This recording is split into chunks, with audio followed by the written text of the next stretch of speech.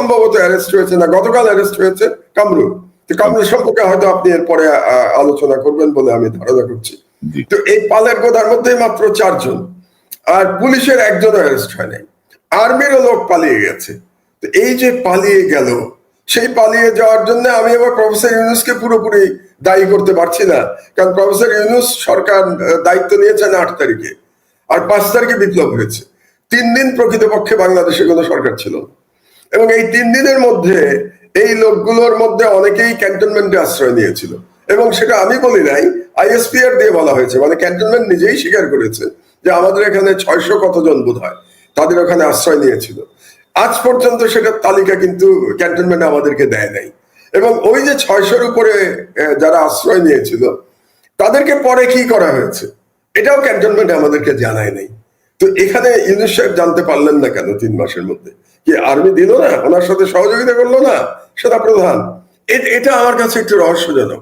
কাজেই আপনি জানেন যে গতকাল থেকে তাদের বিচার শুরু হয়েছে আইসিটি আদালতে, যে আইসিটি আদালত তাদেরই তৈরি করা ছিল, সেখানে তাদের বিচার। এটাই ইতিহাসের পরিণাম আর কি, বুঝলেন না? দিস ইজ যা করেছে সেটার পরিণাম ভুগছে তারা। তো সুতরাং সেখানে বিচার শুরু হয়েছে।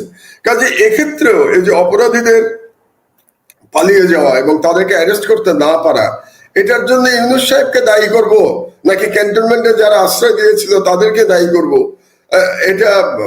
এটা সম্পর্কে ফাইনাল কমেন্ট করা মুশকিল যতক্ষণ না আমি ভেতরের খবর জানতে পারছি পুরোপুরি। তা আপনাকে বলে রাখি যে আমরা যেহেতু পত্রিকা বের করবো 22শে ডিসেম্বর ইনশাআল্লাহ, আবার পুনঃপ্রকাশিত হতে যাচ্ছে আমার দেশ, আমরা খোঁজ খবর নেওয়ার চেষ্টা করছি যে আসলে কি ঘটনা ঘটেছিল, 5 থেকে 8 তারিখের মধ্যে কারা আশ্রয় নিয়েছিল এবং কারা পালিয়ে গেছে এবং কিভাবে পালালো, এগুলো আমরা একটু জানবার চেষ্টা করছি। আপনার কোনো সোর্স থাকলে আমাকে সাহায্য করবেন যাতে আমরা পত্রিকাতে দিতে পারি এটা। তাহলে এটা গেল 2 নম্বর। 3 নম্বর যেটা দায়িত্ব ছিল গভর্নেন্সে অনেক ভুল হয়েছে। এটা আমি এর আগেও বলেছি যে সংস্কারের দিকে বেশি মনোযোগ দিতে গিয়ে আমার মনে হয় গভর্নেন্স অবহেলিত হয়েছে। একটা এক্সাম্পল আপনাকে দিই। এখন আপনি জানেন দ্রব্যমূল্য অনেক ঊর্ধ্বগতি বাংলাদেশে, এবং এই কারণে আমি আজকেও রাস্তায় দেখলাম যে টিসিবির একটা ট্রাকে করে কিছু নিত্য প্রয়োজনীয় দ্রব্য বিক্রি করা হচ্ছে, এবং ট্রাকটার পিছনে বিশাল লাইন, মানে কতজন, আমার মনে হয় প্রায় 50 জন দাঁড়িয়ে আছে। তো আমার কথাটা হলো যে টিসিবির ট্রাকই যদি দিলেন তো সংখ্যাটা বাড়িয়ে দিচ্ছেন না কেন? তার মানে আপনারা তো এটা করছেন, এবং এই বিষয়টা নিয়ে আমি এর আগেও কথা বলেছি, এমনকি 2-1 উপদেষ্টাকেও আমি বলেছিলাম যে আপনারা কেন ইমিডিয়েটলি টিসিবির ট্রাকে করে 5-6টা আইটেম বিক্রি করা শুরু করছেন না, যেমন ধরেন চাল, ডাল, তেল, আলু, পেঁয়াজ, এই ধরনের একেবারে যেগুলো আমাদের বেসিক নিড, এগুলো যদি আমরা তারা বিক্রি করতে শুরু করতো আরো আগের থেকে, ধরেন আজ থেকে 2 মাস আগের থেকে, তাহলে হয়তো দ্রব্যমূল্য এতটা ঊর্ধ্বে যেত না। তো সেই ক্ষেত্রে গভর্নেন্সের ক্ষেত্রে এই সরকার খুব সফল হয়েছে এটা বলা যাবে না। এবং এখনো দেখেন এই যে আপনার বিভিন্ন আন্দোলনের নামে এখানে তো অনুপ্রবেশ ঘটছে, তাই না? আমরা তো জানি যে এই অনুপ্রবেশ ঘটছে, বিভিন্ন কার্ড খেলার চেষ্টা করা হয়েছে, সেই আনসার লীগ থেকে শুরু করে মাইনরিটি কার্ড, তারপরে আহত কার্ড, তারপরে এখন আবার এই যে ছাত্রদের আন্দোলন। আপনি চিন্তা করুন, কালকে তিতুমির ইউনিভার্সিটির ছেলে মেয়েরা, মেয়েও কিছু ছিল, তারা যে ন্যাক্কারজনক ঘটনা ঘটিয়েছে এটা তো মেনে নেওয়ার কোনো সুযোগ নাই। কত শিশু আহত হয়েছে, ট্রেনের শিশু, এবং তারা রেল লাইন, রাস্তাঘাট সব আটকে দিয়ে তারা রীতিমতো ত্রাসের রাজত্ব কায়েম করেছিল। তো আমার কথাটা হলো যে আপনি কেউ বলতে পারে কেন এরকম আন্দোলন করেই তো হাসিনার পতন হয়েছে, কিন্তু হাসিনার পতনের যে উদ্দেশ্যটা ছিল সেটা ছিল রাষ্ট্রের একটি দানবীয় সরকার উৎখাতের জন্য লড়াইতে নেমেছিল জনগণ। কিন্তু আপনি আপনার ব্যক্তিগত ইস্যু নিয়ে আপনি রাস্তায় নামবেন নাকি? আমার বাড়িতে ধরেন, আমার বাড়িতে কোনো কারণে আজকে বিদ্যুৎ নাই, তা আমি কি আমার বাড়ির সামনে রাস্তা বন্ধ করে দিব নাকি এই বিদ্যুতের দাবিতে? এটা হতে পারে? কোনো ব্যক্তিগত কিংবা কোনো একটি প্রতিষ্ঠানের দাবির জন্য আপনি রাস্তা বন্ধ করে দেবেন? ধরেন বেক্সিমকো লুটপাট করেছে বাংলাদেশে, এখন বেক্সিমকো শ্রমিকরা বেতন পাচ্ছে না, কারণ তাদের ব্যাংকে বিশাল অঙ্কের ঋণ, মালিক জেলে। তো তার জন্য কি বেক্সিমকোর শ্রমিকরা রাস্তা বন্ধ করে লুটপাট করবে? এটা তো মেনে নেওয়া যায় না। এগুলো হচ্ছে গভর্নেন্স ইস্যু। তো এই গভর্নেন্স ইস্যুগুলো ট্যাকেল করতে গভর্নমেন্ট সাকসেসফুল হয় নাই। এবং না হওয়ার কারণটা হলো, আবারও আমি বলি, আজকে একজন উপদেষ্টা আমাকে বলছিলেন আপনি সংস্কারের বিরুদ্ধে বলেন। আমি তাকে বললাম আমি সংস্কারের বিরুদ্ধে বলি না, আমি বলি যে সংস্কারের দিকে বেশি নজর দিতে গিয়ে আপনার গভর্নেন্স যেন ফেল না করে। কারণ গভর্নেন্স হলো আপনার prime responsibility of the government. সংস্কার একটা চলমান প্রক্রিয়া, তো চলমান প্রক্রিয়ার জন্য আপনি কি মেইন রেসপন্সিবিলিটি আপনি পালন করবেন না? এটা আমি বলেছি সব জায়গায় যে আপনাদের একটা ব্যালেন্স থাকা দরকার। তো সুতরাং গভর্নেন্স একটু একটু ইমপ্রুভ করছে, একেবারে যে ইমপ্রুভ করছে না তা না। যেমন ধরেন আজকে আমি টিসিবি ট্রাক দেখলাম, হয়তো সংখ্যায় পর্যাপ্ত না, কিন্তু টিসিবি ট্রাক নেমেছে। তারপরে এই আন্দোলনেও দেখলাম আস্তে আস্তে তারা কন্ট্রোল করছে। যেমন আজকে তিতুমিরের ছেলেদের বোধহয় বলে দেওয়া হয়েছে যে রাস্তায় নামলে তোমাদের এগেনস্ট অ্যাকশন নেওয়া হবে, এরকম একটা ইঙ্গিত বোধহয় সরকার থেকে দেওয়া হয়েছে। তারা রাস্তা থেকে সরে গেছে। So governance slowly improving. আমার মনে হয় আরো মাসখানেক দেখলে আমরা বুঝতে পারবো যে এই সরকার গভর্নেন্স তারা কতটা করছে। এই গেল তিনটা। সংস্কারে আসেন। সংস্কারে আমার মনে হয় অনেক বেশি সংস্কার তারা হাতে নিয়ে ফেলেছে। এত সংস্কার হাতে নেওয়ার প্রয়োজন ছিল না। কারণ হচ্ছে যে তারাই কিন্তু, আপনি প্রফেসর ইউনূস সাহেব নিজের সরকারকে কি বলছেন? অন্তর্বর্তীকালীন সরকার। তিনি তো বলেন নাই তার সরকার বিপ্লবী সরকার। আমরা দাবি করেছিলাম, কিন্তু আমাদের দাবি তো তিনি মানেন নাই, বা এই সরকার মানে নাই যে এটা একটা বিপ্লবী সরকার। তারা বলছে অন্তর্বর্তীকালীন সরকার। তো একটা অন্তর্বর্তীকালীন সরকার এত সংস্কার হাতে নেয় নাকি? এবং একটা অন্তর্বর্তীকালীন সরকারের পক্ষে এত সংস্কার করে যাওয়া কি সম্ভব? এটা তো সম্ভব না। কাজে সংস্কারের মধ্যেও তাদের প্রায়োরিটি ঠিক করা উচিত ছিল। যেমন ধরেন অর্থনীতি, এটা খুব গুরুত্বপূর্ণ সংস্কার, এটা তাদের করতেই হতো। বিচার বিভাগ অত্যন্ত গুরুত্বপূর্ণ সংস্কার, করতে হবে। 3 নম্বরে আসেন আপনি নির্বাচন, কারণ নির্বাচন তো তাদের টার্গেট। নির্বাচনের প্রসঙ্গে আমি পরে যাব। তো এটা একটা গুরুত্বপূর্ণ সংস্কার। তো এরকম টার্গেট করে তাদের সংস্কারের দিকে যাওয়া উচিত ছিল। যেমন ধরেন দুর্নীতি দমন। এখন দুর্নীতি দমনের সংস্কার আপনি এক বছরের মধ্যে কিভাবে করবেন? বা আমি জানি না এই সরকার কতদিন থাকবে, আমি ধারণা করছি আর 1 বছর হয়তো এই সরকার থাকা উচিত। এটা আমার ব্যক্তিগত মত, এটাও একটা আমি পরিষ্কার করে নেই। আমি ব্যক্তিগতভাবে মনে করি এই সরকারের আগামী বছর নভেম্বরের মধ্যে ইলেকশন দিয়ে চলে যাওয়া উচিত। এটা আমার ব্যক্তিগত মত। তারা কি করবেন না করবেন, আমার ধারণা বিএনপি হয়তো আরো আগে নির্বাচন চায়। তো বিএনপি যদি আরো আগে নির্বাচন চায়, সেটা তারা কিভাবে সামাল দেবেন এটা সরকারের ব্যাপার। আমি একজন, আবারও বলি যে একজন ফর্মার গভর্নমেন্টের একজন লোক, এবং যতটুকু আমার জানাশোনা, সেটাতে আমার মনে হয় যে আর 1 বছর এটা একটা যুক্তিসঙ্গত সময় এই সরকারের জন্য। 1 বছরের মধ্যে তাদের নির্বাচন দিয়ে দেওয়া উচিত। তো তাহলে নির্বাচনের সংস্কারটা জরুরি, যেটা আজকে বোধহয় বিএনপির মহাসচিব বলার চেষ্টা করেছেন যে তারা আশা করেছিলেন প্রফেসর ইউনূসের মিটিং এ একটা রোড ম্যাপ। এটাও আমি একমত না। এই জন্য যে রোড ম্যাপটা কি রাজনৈতিক দলের সাথে আলোচনা না করে রোড ম্যাপ দেবে? তো দিলে পরে রাজনৈতিক দলই তো তখন বলবে আমাদের সাথে আলোচনা না করে আপনি রোড ম্যাপ দিলেন কেন? তো আপনার তো এই জিনিসটা পরিষ্কার করতে হবে। কাজে রোড ম্যাপ দিতে হলে রাজনৈতিক দলের সাথে আলাপ আলোচনা ক্রমে রোড ম্যাপ দিতে হবে। এবং সেখানেও একটা প্রফেসর ইউনূসের 2টো ইন্টারভিউ নিয়ে একটা ধোঁয়াশা সৃষ্টি হয়েছে। যে একটা ইন্টারভিউ নিয়ে তিনি আজারবাইজানে বলেছেন যে এই সরকার 4 বছরের কম সময় থাকবে, এরকম একটা বোধহয় বাক্য তিনি ব্যবহার করেছেন। তো 4 বছর কোথা থেকে আসলো? সেটার আবার একটা ব্যাখ্যা দিয়েছে তার প্রেস সেক্রেটারি। সে ব্যাখ্যায় বলেছে যে প্রফেসর ইউনূস মনে করেন যে সরকারের মেয়াদ 4 বছরের বেশি হওয়া উচিত না, এই জন্য তিনি 4 বছর বলেছেন। তো সেটা তো ভিন্ন কথা যে ইলেক্টেড গভর্নমেন্টের মেয়াদ 4 বছরের বেশি হওয়া উচিত না, কিন্তু ওনার সরকারের সাথে তো ইলেক্টেড সরকারের তুলনা হয় না। তো কাজেই উনি এই 4 বছরের কথাটা বলেছেন। কিন্তু গত পরশুর যে ওনার 100 দিনের ভাষণ, সেখানে কিন্তু উনি বলেছেন যে নির্বাচনের রেলগাড়িতে উঠে গেছে, নির্বাচনের ট্রেনে ধরনের একটা কথা বলেছেন। তো কাজেই আমি মনে করি যে 4 বছরের কথাটা একটা সন্দেহের সৃষ্টি করেছে। এটা পরিষ্কার করা উচিত সরকারের। এবং আবারও আমি রিপিট করছি আমার পূর্বের কথা যে আগামী নভেম্বরের মধ্যে নির্বাচন হয়ে যাওয়া উচিত বাংলাদেশে, এবং 1 বছরের মধ্যে নির্বাচন করা সম্ভব বলে আমি মনে করি। তো এর মধ্যে সবচেয়ে গুরুত্বপূর্ণ তাহলে কি হবে? নির্বাচন কমিশন গঠন। নির্বাচন কমিশন গঠন এবং তারপরে নির্বাচন সংশ্লিষ্ট সংস্কারগুলো করা, এটা হচ্ছে খুব গুরুত্বপূর্ণ এখন এই সরকারের জন্য। আরেকটা আমি বলে রাখতে চাই, সংবিধান, সেটার জন্য একটা সংস্কারের তিনি একটা কমিটি করেছেন। এখন আমার কথাটা হলো, প্রফেসর ইউনূস সাহেব তো নিজের সরকারকে বিপ্লবী সরকার বলেন নাই, তাই না? তিনি কি বলছেন? অন্তর্বর্তীকালীন সরকার। তো যদি তিনি নিজে নিজেকে বিপ্লবী না বলেন আমি অন্তর্বর্তীকালীন, তো আপনার তো ম্যান্ডেট নাই, কি বলে সংবিধান সংস্কারের তো ম্যান্ডেট নাই আপনার। এটা অনেকে আবার ভুল বোঝে। আমি দেখলাম এই কথাটা এক জায়গায় বললাম, কিছু লোক কমেন্ট করেছে, হ্যাঁ আপনি উল্টো কথা বলছেন, এর আগে তো বলেছেন এটা বিপ্লবী সরকার। আমি বোঝানোর চেষ্টা করছি, আমি বলেছি বিপ্লবী সরকার, কিন্তু সরকার তো নিজেকে বিপ্লবী বলে নাই। তো সরকার যদি নিজেকে বিপ্লবী না বলে থাকে, আমি বলেছি যে এই সরকারের কি করা উচিত ছিল, বিপ্লবী সরকার ঘোষণা করে সংবিধান স্থগিত করা উচিত ছিল, সাসপেন্ড করা উচিত ছিল। সাসপেন্ড করে তারা প্রোক্লেমেশনের মাধ্যমে রাষ্ট্র চালালে এটা সঠিক হতো, এটা আমি বলেছি। এখনো আমি একই কথা বলি, এই সরকারের উচিত এই সংবিধান স্থগিত করে প্রোক্লেমেশনের মাধ্যমে সরকার পরিচালনা করা। কিন্তু সংবিধান পরিবর্তনের ম্যান্ডেট তো এই সরকারের নাই। সংবিধান পরিবর্তন করতে গেলে তো আপনাকে পার্লামেন্টে যেতে হবে, তো আপনি ইলেক্টেড রিপ্রেজেন্টেটিভ লাগবে। এটাই হচ্ছে এটা বোঝার, মানে আমি জনগণের উদ্দেশ্যে বা দর্শকের উদ্দেশ্যে বলছি, আপনারা বিষয়টা বোঝার চেষ্টা করেন। তাহলে এই সরকার কি করবে? তাহলে এই যে সংস্কার কমিটি হলো সংবিধান সংস্কার, তারা কি করবে?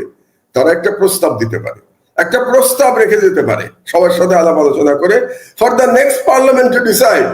এরা তো ডিসাইড করতে পারবে না, তাদের তো সেই রাইট নাই, এবং সেটা ডিসাইড করতে গেলে তাদেরকে সংবিধান সাসপেন্ড করতে হবে। তো সেটা করার তো বোধহয় সময় পেরিয়ে গেছে। এখনো উপায় আছে, যদি জাতীয় সরকার গঠিত হয়, যদি একটা জাতীয় সরকার এখনো গঠিত হয় আন্ডার প্রফেসর ইউনূস, এবং সেখানে যদি সব দল মনে করে যে এই সংবিধান আমি স্থগিত করে দিলাম এবং নতুন সংবিধান আমরা রচনা শুরু করলাম, তাহলে এটা সম্ভব। কিন্তু এই সরকার রাজনৈতিক দলকে বাইরে রেখে অন্তর্বর্তীকালীন সরকার হিসেবে নিজেকে ঘোষণা দিয়ে তাদের পক্ষে সংবিধান সংশোধন করা সম্ভব না। এটা হচ্ছে রিয়েলিটি। তো কাজেই এই 5টা যে টার্গেট আমি ব্যাখ্যা দিলাম, যে এই 5টা টার্গেটের মধ্যে গভর্নেন্স একটু ইমপ্রুভ করছে ইদানিং, কিন্তু 3 মাস ধরে গভর্নেন্সের দুর্বলতা ছিল, আরো মাসখানেক দেখা দরকার এই সরকারের, তারপরে গভর্নেন্স সম্পর্কে পরিষ্কার কথা বলা যাবে। আর সংস্কারে তো বললাম আমি, টু মেনি সংস্কার, সংস্কারে হাত দেওয়া ঠিক হয় নাই। আমি একটা বিষয় যোগ করি আপনার সাথে। আপনি নিশ্চয়ই জানেন যে এর মধ্যে সরকার আরো 5টা সংস্কার কমিশন করতে যাচ্ছে, এবং প্রধান উপদেষ্টার কাছে সারসংক্ষেপ পাঠিয়েছে মন্ত্রিপরিষদ বিভাগ। এবং এই সংস্কারগুলো হচ্ছে গণমাধ্যম সংস্কার কমিশন, স্থানীয় সরকার সংস্কার কমিশন, স্বাস্থ্য খাত সংস্কার কমিশন, শ্রম সংস্কার কমিশন এবং নারী বিষয়ক সংস্কার কমিশন।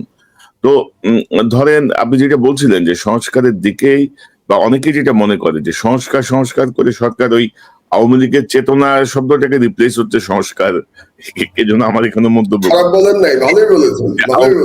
চেতনা করছে আর এরা সংস্কার করতেছে। তো এটা আবার সরকারকে, কিন্তু একটা গুরুত্বপূর্ণ বিষয় যদি আমি আপনাকে একটু মনে করিয়ে দিই, যে ধরেন গত 3 মাসে বা গত 100 দিনে আওয়ামী লীগ যে লেয়ারে তাদের লোক বসিয়ে গেছে, এগুলো তো সবাইকে রিমুভ করা খুবই অসম্ভব, কিন্তু তারপরও কি পয়েন্ট গুলোতে এখনো কিন্তু ধরেন হাসিনার অনুগত আওয়ামী লীগের একেবারে পাড় আওয়ামী লীগ আর এরকম বসে আছে। এবং আপনি দেখেছেন যে আমাদের আইন উপদেষ্টাকে জেনেভায় হেনস্থা করার চেষ্টা হয়েছে, তার জন্য কিন্তু যে লেভেলের ম্যাসিভ অ্যাকশন নেওয়া দরকার সেটিও হয় নাই। তো এই জায়গাটা আপনি কিভাবে অ্যাডজাস্ট করবেন? মানে না, এটা তো ইউনূস সরকারের সবচেয়ে বড় দুর্বলতা এখানেই তো আমি মনে করি, যে ব্যুরোক্রেসি ঠিক করতে না পারা। আর ব্যুরোক্রেসি কেমন করে ঠিক করবেন ইউনূস সাহেব? ওনার সিলেকশনই তো গলদ হয়েছে। উনি মজুমদার সাহেবকে কিভাবে এই দায়িত্ব দিলেন? তিনি নিলেন কি করে মজুমদারকে, আলিমাম মজুমদারকে? যে আলিমাম মজুমদার 11 কুশীলবদের একজন, যে আলিমাম মজুমদার তার প্রথম আলোর তার লেখালেখিতে সর্বদা আওয়ামী লীগের গুণগান করেছে, সর্বদা শেখ হাসিনা এবং শেখ মুজিবের গুণগান করেছে, যে আলিমাম মজুমদার এই শেখ হাসিনাকে 2008 সালে ক্ষমতায় আনার জন্য ব্যুরোক্রেসিতে কলকাঠি নাড়িয়েছে, তাকে প্রফেসর ইউনূস কেন সিলেক্ট করলেন? এটা তো আরেকটা $1 বিলিয়ন প্রশ্ন। এবং এখন তিনি সরিয়ে দিয়েছেন, তাকে বোধহয় খাদ্য মন্ত্রণালয় দিয়েছেন আলিমাম মজুমদারকে, কিন্তু ড্যামেজ যা হওয়ার তো হয়ে গেছে 3 মাসে। এবং কিছু কিছু মন্ত্রণালয় আছে যেখানে আমার মনে হয় যে আওয়ামী লীগের প্রেতাত্মা এখনো বসে আছে, এবং তার মধ্যে একটা আমার কাছে মনে হচ্ছে যে প্রো আওয়ামী লীগ গ্রুপের একটা বড় জায়গা হয়েছে অর্থ মন্ত্রণালয়। অর্থ মন্ত্রণালয়ে তো আমি দেখতে পাচ্ছি আওয়ামী লীগের লোকজনই তো। আপনি যেমন আপনি বলবেন যে অর্থমন্ত্রী তো বিএনপি আমলে তিনি কি ছিলেন, তিনি গভর্নর ছিলেন বাংলাদেশ ব্যাংকে। কিন্তু বিগত 15-16 বছরের তার কর্মকাণ্ড যদি আমরা দেখি, তাহলে তিনি এক প্রকার সুশীলের নীরবতা পালন করেছেন এবং এক ধরনের ব্যালেন্স করে চলেছেন। তার বক্তব্যের মধ্যে ব্যালেন্সই আমি বেশি দেখতে পেয়েছি। তারপরে আরেকজন যিনি খুব গুরুত্বপূর্ণ ব্যক্তি, কি নাম, দেবপ্রিয় ভট্টাচার্য। দেবপ্রিয় ভট্টাচার্য তো পুরোপুরি ভারতের স্বার্থ সংরক্ষণ করেছেন সারা জীবন ধরে করেছেন। হ্যাঁ, শেখ হাসিনার সাথে তার ব্যক্তিগত বিরোধ থাকতে পারে, কেন সেই বিরোধ এটা আমি জানি না, তিনি ভালো জানেন। কিন্তু তিনি তো এই পরিবর্তিত পরিস্থিতিতে অর্থ মন্ত্রণালয়ের এত গুরুত্বপূর্ণ সংস্কারের প্রধান ব্যক্তি কিভাবে দেবপ্রিয় হতে পারে আমাকে বলেন আপনি। তারপরে 3 নম্বরে আসেন আপনি বাংলাদেশ ব্যাংকের গভর্নর হোসেন মনসুর সাহেব বোধহয় নাম ওনার। তো তিনি কি করেছেন, তিনি এনজিওর লোক, এবং এনজিওর লোক তিনি যাদেরকে নিয়ে এনজিও চালিয়েছেন, আইএমএফ এবং ওয়ার্ল্ড ব্যাংকের পয়সা নিয়েছেন, প্রজেক্ট চালিয়েছেন, তাদের মধ্যে ডক্টর জাহিদি সাত্তার আছেন। ডক্টর জাহিদি সাত্তার টোটালি আওয়ামী লীগ সমর্থক একজন ব্যক্তি। তার মানে এই বাংলাদেশ ব্যাংকের গভর্নর যে এনজিওতে ছিলেন, এটা সবসময় pro Awami League, pro India একটা টিল ছিল তাদের মধ্যে। এবং এরা 3 জনই আপনি যদি দেখেন, সালাউদ্দিন সাহেব, তারপরে আপনি কি বলে দেবপ্রিয়, তারপরে বাংলাদেশ ব্যাংকের গভর্নর, এরা সবাই কিন্তু সোকল সুশীল সমাজের প্রতিনিধি, এলিট। তো বাংলাদেশে এলিট সুশীল সমাজ কারা? বাংলাদেশের সুশীল সমাজ হচ্ছে pro Indian, pro Awami League, anti Islamic. এই 3টা হচ্ছে বাংলাদেশের এলিটিস্ট শ্রেণীর ডেফিনেশন। তাহলে এই ডেফিনেশনের মধ্যে যে 3 জন পড়েন, এই 3 জনকে নিয়ে অর্থ মন্ত্রণালয় গঠিত হয়েছে। তো এরকম এক্সাম্পল তো আরো অনেক দেয়া যাবে। সুতরাং আপনি যে কথাটা বললেন খুব সঠিক কথা, যে ব্যুরোক্রেসিতে এখন পর্যন্ত এই বিপ্লবের যে পরিবর্তন আমাদের দেখা দরকার ছিল, ব্যুরোক্রেসি আমরা দেখতে পাচ্ছি না, কারণ লোক নিয়োগে ভুল হয়েছে। এখন এই লোক নিয়োগ গুলো কারা করছে সেটাও তো আমরা জানি না। আর মুশকিল কি জানেন, আমাদের নানা বিপদ। আমরা যেহেতু মানে গত প্রায় কত বছর, 5 বছর ধরে আপনার এখানে কথাবার্তা বলেছি আমরা শেখ হাসিনার বিরুদ্ধে, এবং শেখ হাসিনার বিরুদ্ধে আমরা লড়াই করেছি আমাদের সাধ্য মতো। এটা তো আর নতুন করে বলার কিছু নাই। কাজে আমরা যখন উপদেষ্টা নিয়োগের সমালোচনা করি, তখন হয় যে আমরা বোধহয় উপদেষ্টাদের প্রতি জেলাস, আমরা বোধহয় আমি বোধহয় উপদেষ্টা না হওয়ার দুঃখে এই তাদের সমালোচনা করছি। কাজে বাংলাদেশ তো একটা কঠিন দেশ, এখানে অনেক সমালোচনা করলেও খুব বিপদের মধ্যে পড়তে হয়। না, তবে আপনি যেটি বলছিলেন যে উপদেষ্টাদের ধরেন এখন যারা আছে 95 কিন্তু আপনার ব্যালেন্স করে চলেছে, যারা যে কয়েকজন যোগ দিয়েছেন 95% ব্যালেন্স করে, এবং কেউ একেবারে ধরেন তাদের কোলের লোক, তাদের একেবারে এবং তাদের সুবিধাভোগী, আমি তাদেরকে বলি তারা বেনিফিশিয়ারি ছিল, এদের মধ্যে বেনিফিশিয়ারি ছিল ওই বিগত সরকারে। আপনি গুনতে পারবেন যে কয়জন সত্যিকারের লড়াকু ছিল। আমার মনে হয় কতজন উপদেষ্টা, 24-25 জন বোধহয় উপদেষ্টা, এখন নাকি আরো বেশি, 25-26 জন হবে না, 23 জন, 24। তার মধ্যে 5-6 জন ছাড়া আপনি পাবেন না। আমরা হিসাব করে ফেলতে পারি, আপনি দেখেন না প্রফেসর ইউনূস, তিনি ভিকটিম গত সরকারের দ্বারা, আমরা যদি ওপর থেকে শুরু করি। তারপরে Adilur Rahman Khan is a victim, জেলে ছিল। Asif Nazrul is a victim, সে মাঠেও ছিল এবং তার প্রতি বিভিন্ন সময় তার ঘর পুড়িয়ে দেওয়া হয়েছিল, তার রুমে তাকে অবাঞ্ছিত ঘোষণা করা হয়েছিল ঢাকা ইউনিভার্সিটিতে।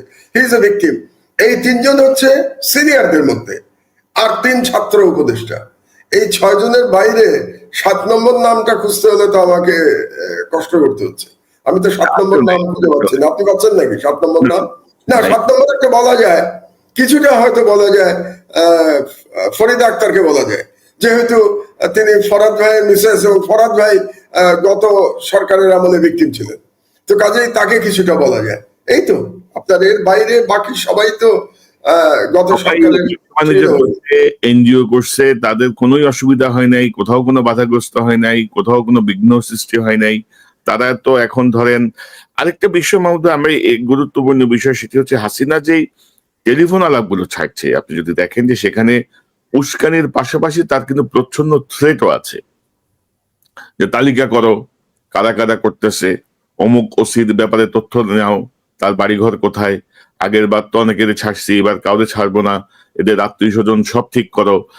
এই জায়গাগুলো আমার মনে হয় যেন সাইকোলজিক্যালি, ধরেন আমাদের উপদেষ্টা বলেন, ব্যুরোক্রেসি বলেন, পুলিশ বলেন, আর্মি বলেন, এই যে চট করে ঢুকে যাব, ডিসেম্বরের মধ্যে চলে আসব, এই জায়গাগুলো হয়তো অনেকে একটু ধরেন ফ্রিলি এই চেতনাটাকে নিয়ে, বিপ্লবের স্পিরিটটাকে নিয়ে কাজ করতে ভয় পাচ্ছে। যদি হাসিনা আবার চলে আসে তাহলে কি হবে আমাদের, এরকম একটা না, এরকম একটা এনভায়রনমেন্ট তৈরি হলো কেন? এরকম একটা তৈরি হলো তিনটা কারণে। এক নম্বর কারণ হচ্ছে যে বর্তমান সরকারি উপদেষ্টাদের মধ্যে আপনার সুবিধাবাদী লোকজনের অনুপ্রবেশ ঘটেছে, এটা গেল একটা কারণ। একটা 2 নম্বর কারণ হচ্ছে যে রাজনৈতিক দলগুলো আওয়ামী লীগের পুনর্বাসনে ব্যস্ত হয়ে গেছে। আপনি খেয়াল করেন যে শেখ হাসিনার বক্তব্য যদি আপনি শোনেন, তার বক্তব্যে এখন কিন্তু সে গালাগালি করছে কাকে? প্রফেসর ইউনূসকে। তার গালাগালিতে এখন কিন্তু বেগম খালেদা জিয়া নাই, কিংবা জামাত শিবিরও নাই তার গালাগালিতে। প্রথম দিকে ছিল, এখন কিন্তু জামাত শিবিরও নাই। প্রথম দিকে বলছিল জামাত শিবির মৌলবাদী হয়ে গেছে বাংলাদেশে বলছিল, এখন কিন্তু তার যত আক্রমণ সব প্রফেসর ইউনূসের প্রতি। এটা সুতরাং 2 নম্বর হলো যে এই রাজনৈতিক দলগুলির অতি উৎসাহী হয়ে আওয়ামী লীগের পক্ষে কথাবার্তা বলাতে তারা এই সুযোগটা লাভ করতে পেরেছে।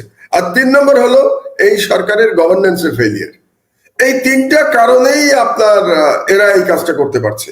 আর ভারতের উস্কানি তো আছে। ভারত তো চাই এই সরকারকে ব্যর্থ দেখতে, তাই না? ভারত তো চাই একটা প্রো ইন্ডিয়ান গভর্নমেন্ট নিয়ে আসতে। এখন সেই প্রো ইন্ডিয়ান গভর্নমেন্ট আসার জন্য ভারত কি আগামী নির্বাচন পর্যন্ত অপেক্ষা করবে, নাকি নির্বাচনের আগেই প্রেসিডেন্ট ট্রাম্প ক্ষমতা নেওয়ার সাথে সাথে তারা আবার একটা প্রতি বিপ্লব করবার চেষ্টা করবে? সেটা আমরা এখনো জানি না। তবে প্রতি বিপ্লবের যে আশঙ্কা একেবারে উড়িয়ে দেওয়াটা বোধহয় আমাদের উচিত হচ্ছে না। আমি রাজনৈতিক দলগুলোকে বিশেষভাবে বলবো যে আপনাদের এটা মাথায় রাখা উচিত। কিন্তু আমার মনে হয় প্রতি বিপ্লবের আশঙ্কাটা থেকে আপনারা ভুলে যাচ্ছেন যে আবার যদি একটা 1-11-2 এর মতো একটা সিচুয়েশন ক্রিয়েট হয়, যে ওই সময় army backed pro Indian government, Moin ফখরুদ্দিনের সরকার ছিল, এখন আবার আর্মি ব্যাকড আর একটা প্রো ইন্ডিয়ান গভর্নমেন্ট যদি আসে, সেটা বাংলাদেশের জন্য ভয়াবহ ব্যাপার হবে। এবং যে রাজনৈতিক দলেরা তাড়াতাড়ি নির্বাচন দিয়ে ক্ষমতায় যেতে চাচ্ছেন, তাদের জন্য এটা খুব ভয়াবহ ব্যাপার হবে। কাজেই আমার মনে হয় সরকার এবং প্রধান রাজনৈতিক দলগুলোর মধ্যে এবং এই ছাত্র জনতা যারা বিপ্লবে নেতৃত্ব দিয়েছে, ভ্যানগার্ড ছিল, তাদের সঙ্গে প্রধান রাজনৈতিক দলগুলোর মধ্যে ঐক্য থাকা দরকার। একটা যে ভাঙনের সুর আমরা দেখতে পাচ্ছি, এই ভাঙনটা এই শেখ হাসিনার মতো দানবদের এবং ভারতীয় সাম্রাজ্যবাদকে উৎসাহিত করছে বাংলাদেশে একটা অস্থিতিশীল পরিস্থিতি তৈরি করবার জন্য।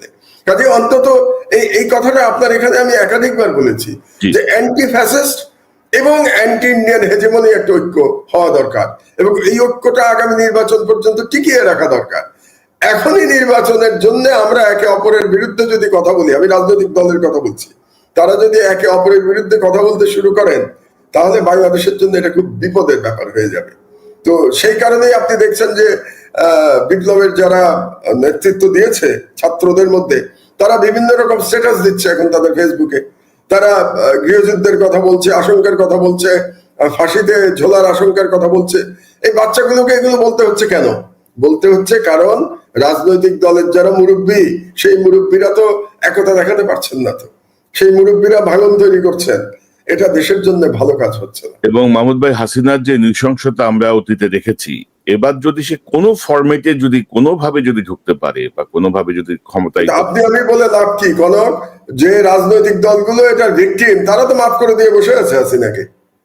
সেই রাজনৈতিক দলগুলোকে বোঝাবে কি? আপনি আমি তো ডিসিশন মেকার না। আমরা সোশ্যাল মিডিয়ায় কথা বলতে পারি, আমি এখন পত্রিকা বের করবো, সেখানে আমি লিখে আমার মতামত জানাতে পারি, কিন্তু পলিটিক্যাল মাস্টার কারা? রাজনৈতিক দলগুলো পলিটিক্যাল মাস্টার। তো সেই রাজনৈতিক দলগুলো যদি হাসিনার মতো একজন ভয়াবহ দানব, মানে এই শতকের সব থেকে ঘৃণ্য ফ্যাসিস্ট শাসক, তাকে ক্ষমা করে দিতে চায়, এবং সেই দলকে, যে দল নাজি পার্টির মতো নৃশংস বাংলাদেশে, সেই পার্টিকে তারা ইলেকশনে চায়, তারা বলতে চায় যে জনগণ তাদেরকে রিজেক্ট করুক। আপনাদেরকে নির্বাচন করতে দিয়েছিল নাকি গত 16 বছর? সব বলে গেছেন। কি তাদের যুক্তিটা হচ্ছে আওয়ামী লীগ যা করেছে আমরা কি তাই করব? এই সমস্ত যুক্তি হাস্যকর যুক্তি। আপনারা আবার বুঝবেন যখন সব হারাবেন, তখন বুঝবেন আপনারা। কারণ এরকম কথা তো জার্মানিতে বলে নাই যে ঠিক আছে আসুক না, নাজি পার্টি থাকুক না, ইলেকশনে জনগণ তাদেরকে রিজেক্ট করবে। আপনারা বলছেন কেন নাজি পার্টির থেকে ভালো কিছু নাকি আওয়ামী লীগ? তাহলে আপনারা কেন বলছেন এই দলের কথা যে তাদেরকে জনগণ অন্তত, আমি তো মনে করি নিষিদ্ধ করতে যদি নাও চান কয়েকটা টার্ম তো তাদেরকে নির্বাচনের বাইরে রাখা উচিত, এটা তো মিনিমাম করা উচিত। তো সেটাও আপনারা চাচ্ছেন না। এখন ভিতরের কাহিনী তো আমরা জানি না যে ভিতরে জিওপলিটিক্যালি কি হচ্ছে, কোন দলের সাথে কোন দেশের আলাপ আলোচনা চলছে, এটা তো আপনি আমি কেউ জানে না, সেটাই দলগুলো জানে, জামাতের নেতারা জানে আর বিএনপির নেতারা জানে যে তারা কাদের সাথে কথা বলছে। তবে মাহমুদ ভাই, ধরেন আমাদের জনগণ, আমাদের ছাত্র জনতা, বা ধরেন আমাদের পুলিশ বাহিনী বা আমাদের সেনাবাহিনীর সৈনিক, মিড লেভেলের অফিসার, জুনিয়র অফিসার, যারা এই বিপ্লবকে আসলে মূলত সফলতার দিকে নিয়ে গেছে, তারা যদি ঐক্যবদ্ধ থাকে, তারা যদি আবারও না বলে যে না এইভাবে হবে না, আমার মনে হয় যে মানে যে আন্দোলন বা যে সংগ্রাম চলছিল, যে আন্দোলন, যে অভ্যুত্থানের মানে মাধ্যমে এই বিজয়, সেটি আসলে শেষ হয় নাই। আমার মনে হয় যে সবাইকে ঐক্যবদ্ধ থাকতে হবে, নাহলে বিপদ কিন্তু ভয়ঙ্কর। আমি একটা কথা বলি, আজকেই তো ছাত্ররা বলেছে, আমি দেখেছি যে বিচার হওয়ার আগ পর্যন্ত আওয়ামী লীগ নির্বাচনে অংশগ্রহণ করতে পারবে না। এটা হচ্ছে ছাত্র নেতাদের অবস্থান। এখন বিএনপি কি এই অবস্থানের বিরুদ্ধে? জামাতকে এই অবস্থানের বিরুদ্ধে? আপনি এখন কিন্তু একটা মুখোমুখি অবস্থানে দাঁড়িয়ে গেছে। ছাত্র নেতারা বলছে যতদিন না বিচার হবে, বিচার না হওয়া পর্যন্ত এরা রাজনীতিতে ফিরতে পারবে না। আমি তো মনে করি এটা খুব যৌক্তিক কথা বলেছে ছাত্ররা, আপনার মনে হয় না? এরা খুব যৌক্তিক কথা বলছে। অবশ্যই। বিচার না করে এই দলকে কিভাবে আপনি পলিটিক্যালি রিহ্যাবিলিটেট করতে চান? কেমন করে এই প্রস্তাব আপনারা করতে পারেন বিচারের আগে? হ্যাঁ, যদি রাজনীতিতে ফিরতে ফেরেও, সেটা তো বিচার হওয়ার পরে হতে হবে। আর আপনি এখনই বলছেন যে তাদেরকে দিয়ে আপনি নির্বাচন করবেন, তাদেরকে সাথে নিয়ে। আমি তো ভাই রাজনীতিবিদ না, আমি এদের পলিসি আমি বুঝতে পারি না। কিন্তু এই পয়েন্টে আমি ছাত্রদের সাথে একমত সম্পূর্ণ, যে বিচার সম্পন্ন হওয়ার আগে আওয়ামী লীগ নির্বাচনে অংশগ্রহণ করতে পারবে না। তাদের রাজনৈতিকভাবে পুনর্বাসন করার কোনো সুযোগ নাই। বিচার সম্পন্ন হবে, তারপরে তারা তাদের কৃতকর্মের জন্য অনুশোচনা দেখাবে, ক্ষমা চাইবে, তারপরে নির্বাচনে অংশগ্রহণের প্রশ্ন আসা উচিত। এখন এটা হবে কি হবে না সেটা আপনি আমি বলতে পারবো না। এবং আমরা মাহমুদ ভাই প্রায় 1 ঘন্টা কথা বলছি।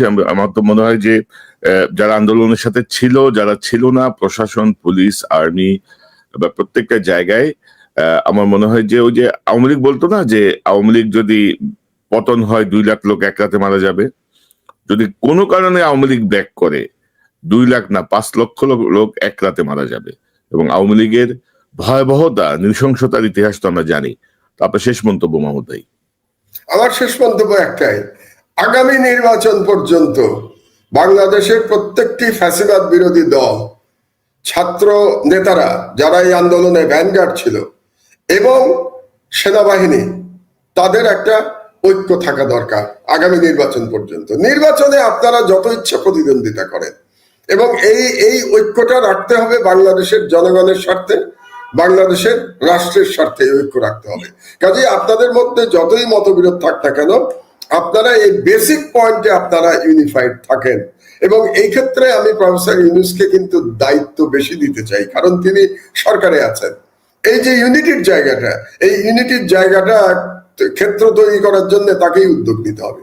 তার এটা বলা যথেষ্ট না যে বিএনপি চেয়েছে তাই আমি আওয়ামী লীগকে ইলেকশন করতে দিচ্ছি, এটা যথেষ্ট না। কারণ কেন যথেষ্ট না আমি বলি, কারণ ছাত্ররা অলরেডি আজকে বলে দিয়েছে, কি বলেছে, যে আমরা বিচারের আগে এদেরকে ইলেকশন করতে দেব না।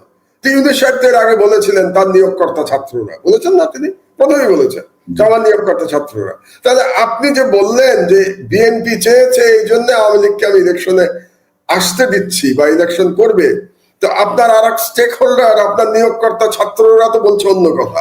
তো এই দুটো আপনি মেলাবেন কি করে? তো সুতরাং এই সমস্ত ইস্যুতে আমি মনে করি professor Yunus should take the initiative, এবং সবাইকে ডেকে একটা ঐক্যবদ্ধ নীতি, একটা ঐক্যমতে পৌঁছানো দরকার। সেই ঐক্যমতের বেসিসটা হওয়া উচিত যে ভারতীয় হেজেমনির বিরুদ্ধে আমরা ঐক্যবদ্ধ থাকবো, আমরা একটা খুবই চমৎকার নির্বাচন করব যেখানে সবাই ভোট দিতে পারবে, এবং আওয়ামী লীগের বিচার সম্পন্ন হওয়ার পরে তাদের পলিটিক্যাল রিহ্যাবিলিটেশন শুরু হবে। এই ব্যাপারে আমার মনে হয় বেসিক আন্ডারস্ট্যান্ডিং থাকা দরকার। আমি অন্তত আহ্বান জানাবো, এবং আবারও প্রফেসর ইউনূসের প্রতি আহ্বান রাখছি যে তিনি যেন এই ব্যাপারে সবাইকে কাছে আনা, একমত হওয়ার জন্য তিনি ইনিশিয়েটিভ নেন। আর আমার মনে হয় মাহমুদ ভাই যে পাশাপাশি যে উপদেষ্টা পরিষদে বিপ্লবের চেতনাকে ধারণ করেন বা এই উপলব্ধিটা যাদের আছে তাদেরকে নেওয়া উচিত, এটা রিশাফল করা উচিত, মানে যেটি বারবার দরকার, না হলে এটা খুব বিতর্কিত মন্তব্য আপনার, এটা আপনার আমার এই মন্তব্য না করাই বোধ হয় শ্রেয়। কারণ ওই যে একটু আগে বললাম, এটা বললে পরে এটার মিনিং অন্যরকম হয়ে যায়, মিনিং অন্যরকম। কাজেই ভাই আপনি যাকে ইচ্ছে তাকে উপদেষ্টা বানান, ইউনূস সাহেব, আমাদের কিছু যায় আসে না, আমাদের কাজটা হলেই হলো। ওই যে একটা কথা আছে না, যে বিড়াল সাদা না কালো এটা গুরুত্বপূর্ণ না, মূল কথা হলো বিড়াল ইঁদুর মারতে পারে কিনা। আপনি যাকে ইচ্ছে উপদেষ্টা বানান, কিন্তু কাজগুলো যেন রাষ্ট্রের চলে। উপদেষ্টা বেড়ালরা তো ইঁদুর মারতে পারতেছে না, আমরা তো দেখতেছি, 100 দিন তো দেখলাম। এই জন্যই বারবার এই কথাটা বলতে হয় যে রিশাফল করেন, গোছান, যারা চেতনাকে ধারণ করে তাদেরকে বসান, আওয়ামী লীগের সঙ্গে সংশ্লিষ্টদের বাদ দেন, 111-এর সঙ্গে সংশ্লিষ্টদের বাদ দেন, না হলে আপনার লক্ষ্য আপনি অর্জিত হবে না, এটা পদে পদে বাধা সৃষ্টি করবে। তো যাই হোক মাহমুদ, আপনাকে অসংখ্য ধন্যবাদ আপনার মূল্যবান অংশগ্রহণের জন্য। শারীরিক অসুস্থতা নিয়ে আপনি যোগ দিয়েছেন, আপনাকে অসংখ্য ধন্যবাদ। নিশ্চয় আমার নিকট ভবিষ্যতে আবারও আলোচনায় বসবো ইনশাআল্লাহ। দর্শক, এতক্ষণ যে অনুষ্ঠান শুনলে নিশ্চয় আপনি এই আলোচনার মর্মার্থ উপলব্ধি করতে সক্ষম হবেন। অত্যন্ত জটিল পরিস্থিতি বাংলাদেশের, সরকারের 100 দিন, যে প্রসঙ্গগুলো আমরা আলোচনা করলাম, আসলে কোনোভাবেই ছাত্রদের এই প্রায় 2000 ছাত্রের জীবন, প্রায় 300-400 ছাত্রের অন্ধত্ব, বঙ্গুত্ব, এই সব কিছুর পরে আমরা কখনোই কোনোভাবেই আওয়ামী লীগের যে বর্বরতা, আওয়ামী লীগ যে নৃশংসতা, সেটিকে মাথায় রেখে আমরা কখনোই আওয়ামী লীগকে অন্তত আগামী নির্বাচনে অংশগ্রহণ করার জন্য কোনো সুযোগ দেওয়া উচিত বলে মনে করি না। ছাত্রদের যে দাবি, তাদের বিচার হতে হবে আগে, বিচারের দ্বারা অপরাধীরা শাস্তির মুখোমুখি হওয়ার পরে হয়তো বাংলাদেশের জনগণ বিবেচনা করবে আওয়ামী লীগ কি নির্বাচন করবে, রাজনীতি করবে কি করবে না। তার আগ পর্যন্ত তাদের প্রতি সহমর্মিতা দেখানো, আমার মনে হয় যে কোনো রাজনৈতিক দলের সেই ম্যান্ডেটও নাই, সেই অধিকারও নাই যে আওয়ামী লীগের প্রতি সহমর্মী হওয়ার, আওয়ামী লীগকে রাজনৈতিক প্যাসেজ দেওয়ার। দর্শক, এই চ্যানেলটি সাবস্ক্রাইব করে আমাদের পাশে থাকুন, এই চ্যানেলের মেম্বারশিপ নিয়ে আমাদের পাশে থাকুন। আবারও দেখা হবে ইনশাল্লাহ। আসসালামু আলাইকুম। আসসালামু আলাইকুম, কেমন আছেন? আশা করি সবাই অনেক ভালো আছেন, সুস্থ আছেন। কথা বললেন আমাদের সবার পরিচিত প্রিয় মুখ, সাহসী সাংবাদিক ডক্টর কনক সরার এবং মজলুম সাংবাদিক, আমার দেশ পত্রিকার সম্পাদক, সাবেক জ্বালানি উপদেষ্টা এবং বিনিয়োগ বোর্ডের চেয়ারম্যান জনাব মাহমুদুর রহমান স্যার। তিনি কথা বললেন বাংলাদেশের বর্তমান সমসাময়িক যে বিষয়, সে বিষয় নিয়ে কথা বললেন, শেখ হাসিনার নির্মম নির্যাতন নিয়ে কথা বললেন। দর্শক, কেমন কি বলবো, যে কি পরিমাণ যে নির্যাতিত, নিপীড়িত হয়েছে আমাদের এই সাংবাদিক, আসলে বলার অপেক্ষা রাখে না। বিনা কারণে সম্ভবত 5টি বছর তিনি জেল কেটেছে, কখনো অন্যায়ের কাছে মাথা নত করেনি। ডক্টর মাহমুদুর রহমানকে ক্ষমা চাওয়ার জন্য বলা হয়েছিল যে আপনি ক্ষমা চান। তিনি বলেন যে আমি তো ক্ষমা চাইবো না, কারণ আমি ভুল করিনি, যা সত্য তাই প্রকাশ করেছি। মাহমুদুর রহমান বিনা কারণে শাস্তি পেয়েছে, প্রশাসন তাকে হেনস্থা করেছে। এরপরে জীবন রক্ষায় তিনি তুরস্কে পাড়ি দিয়েছিলেন এবং দেশে আসার পরেও তিনি জেল কেটেছিলেন, যা অত্যন্ত দুঃখজনক। প্রিয় দর্শক, আমাদের এই শুধু তার কথাই বললাম, ডক্টর মাহমুদুর রহমান, তার সাথে আরো দেখতে পাচ্ছেন যে ডক্টর কনক সরোয়ার, সাংবাদিক ইলিয়াস হোসেন, পিনাকি ভট্টাচার্য। আমরা যদি সাংবাদিক ইলিয়াস হোসেন, পিনাকি ভট্টাচার্যের বাড়ি দেখি, তাহলে দুই চোখের পানি ধরে রাখা যায় না, এরকম নির্যাতনের শিকার হয়েছে তারা। যাই হোক, ভিডিওটি কেমন লাগলো অবশ্যই কমেন্টে জানাবেন এবং মাহমুদুর রহমান স্যার সহ যারাই আছে মজলুম সাংবাদিক, তারা যেন একটি ভালো পজিশনে থাকে, ভালো পজিশনে রাখতে পারে এবং দেশকে যেন ভালোবাসে। দেশের মধ্যে যারা ষড়যন্ত্র করে তাদের নাম উল্লেখ করে যেন বলে দিতে পারে। সবাই ভালো থাকবেন, সুস্থ থাকবেন। ভিডিওটি শেষ করছি। আসসালামু আলাইকুম।